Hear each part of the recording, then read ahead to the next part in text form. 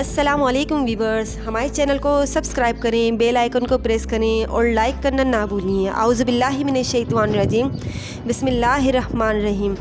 حضرت صہیب رضی اللہ تعالیٰ عنہ نے روایت کیا ہے کہ رسول صلی اللہ علیہ وآلہ وسلم نے ارشاد فرمایا کہ ایک بادشاہ تھا اور اس کے یہاں ایک کاہن اور براویت دیگر جادوگر تھا۔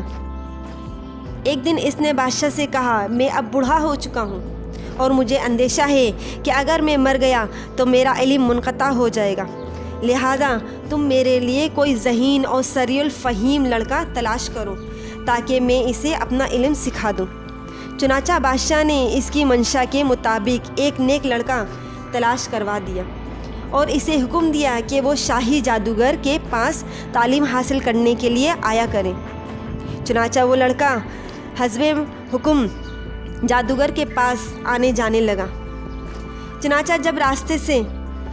جس راستے سے نیک لڑکا ساحر کے پاس آتا، اس راستے میں کسی راہب کی ایک خانقاہ بھی تھی۔ معمر کہتے ہیں کہ میرے گمان میں نصرہ اس وقت تک دین حق پر قائم تھا، یعنی یہ راہب اس وقت دین حق پر قائم تھا۔ چنانچہ نیک لڑکا جب جادوگر کے پاس آتا تو راستے میں اس راہب کے پاس بھی بیٹھ جاتا اور اس سے گفتگو کرتا۔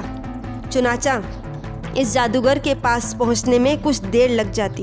اس پر جادوگر نے نیک لڑکے کے لیے کہلا بھیجا کہ تمہارا نیک لڑکا میرے پاس آنے جانے میں کوتاہی کرتا ہے۔ نیک لڑکے نے جادوگر کی اس شکایت سے راہب کو بھی مطلع کیا۔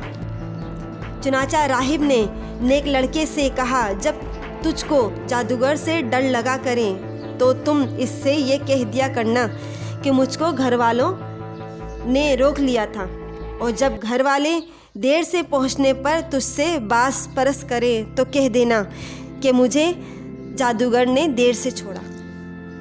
چنانچہ نیک لڑکا کچھ دن ایسا ہی کرتا رہا، اور ایک دن وہ راستے میں چلا آ رہا تھا کہ ایک شیر عظیم نمودار ہوا اور لوگوں نے اس کے ڈر سے راستے پر چلنا چھوڑ دیا۔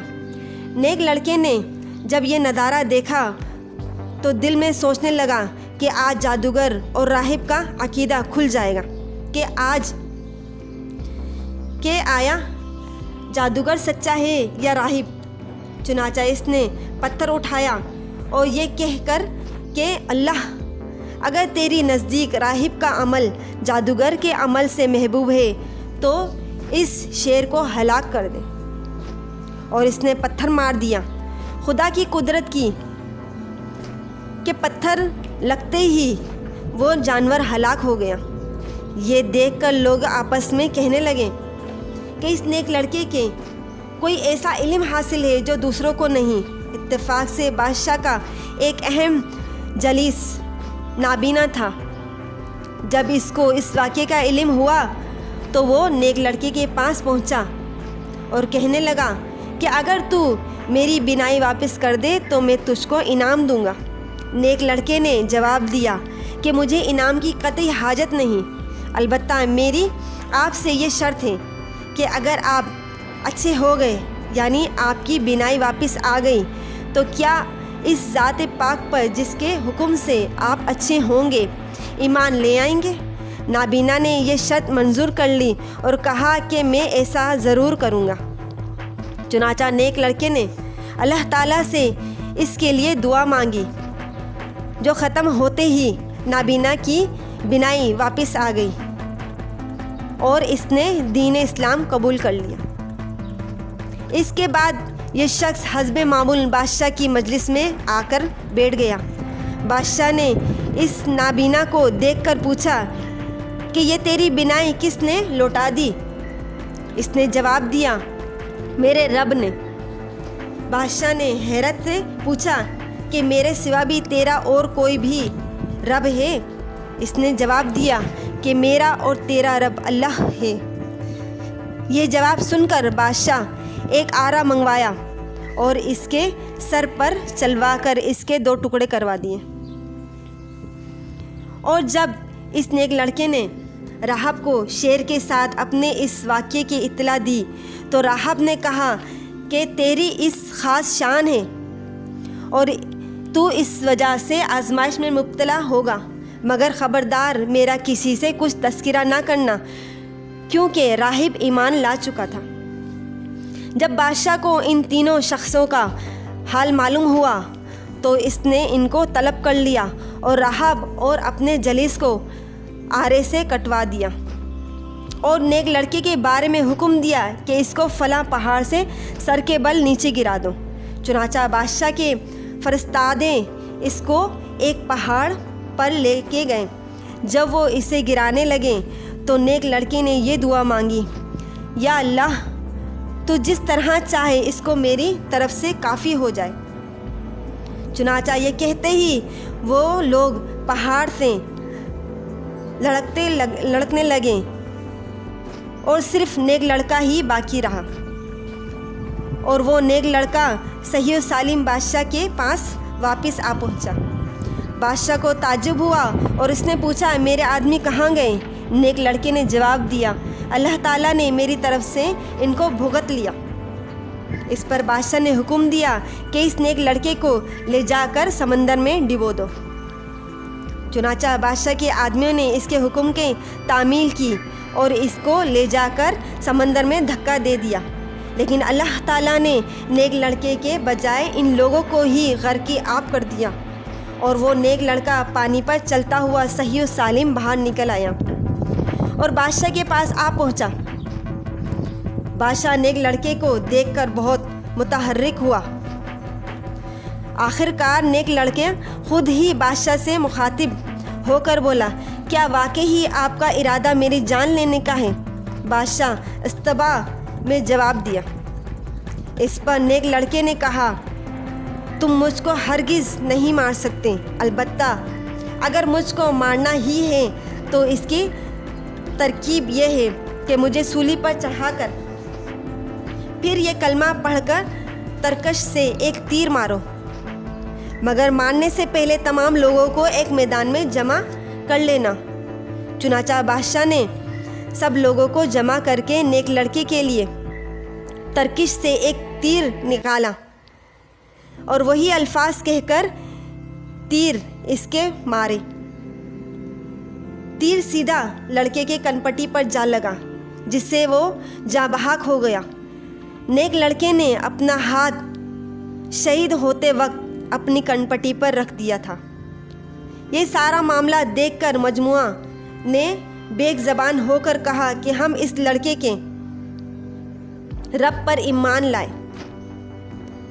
بادشاہ کے جلسوں نے بادشاہ سے کہا کہ پہلے تو آپ صرف 3 ہی شخصوں کے مسلمان ہونے سے گھبرا رہے تھے، مگر اب یہ سارا عالم مسلمان ہو گیا اور آپ کے مخالف بھی ہو گیا، اب آپ کیا کریں گے؟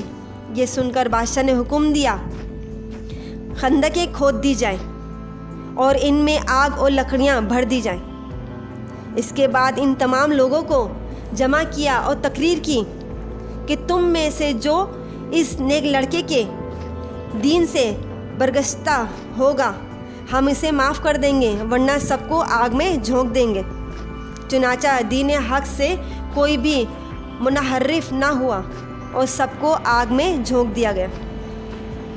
جب خندقیں کھود کر اور اس میں آگ جلا کر اہل اسلام کو اس میں جھونکنا جا رہا تھا تو بادشاہ کے فرستادے ایک عورت کو جس کی گود میں ایک شیرخوار بچہ تھا آگ میں ڈالنے کے لیے لائے۔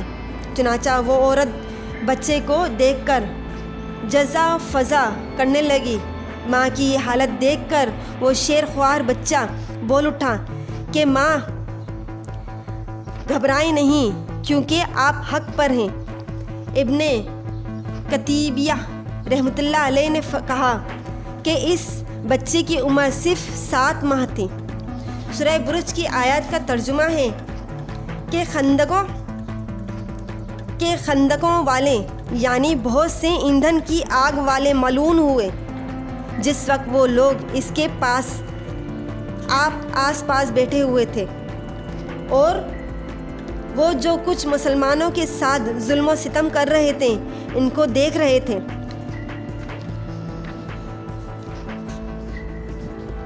اس نیک لڑکے کا نام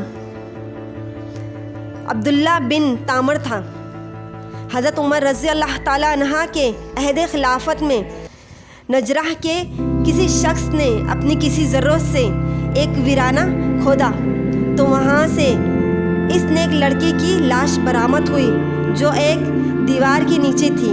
نیک لڑکے کا ہاتھ کنپٹی پر تیر لگنے کی جگہ پر رکھا ہوا تھا اور اس کی انگلی میں ایک انگوٹھی تھی جس پر ربی اللہ لکھا ہوا تھا۔ لوگوں نے خط لکھ کر اس واقعے کی حضرت عمر رضی اللہ تعالیٰ عنہ کو اطلاع دی تو آپ نے لکھ بھیجا کہ لاش کو اس کے حال پر چھوڑ دو۔ چنانچہ لوگوں نے ایسا ہی کیا۔ سہیلی رضی اللہ رحمۃ اللہ علیہ فرماتے ہیں کہ لاش کے اپنی اصلی حالت میں قائم رہنے کی تصدیق اس آیت کریمہ سے ہوتی ہے۔ ترجمہ کنز الایمان ہے، جو لوگ اللہ کی راہ میں مارے گئے انہیں مردہ مت سمجھو۔ سبحان اللہ، صلو علی الحبیب صلی اللہ تعالی علیہ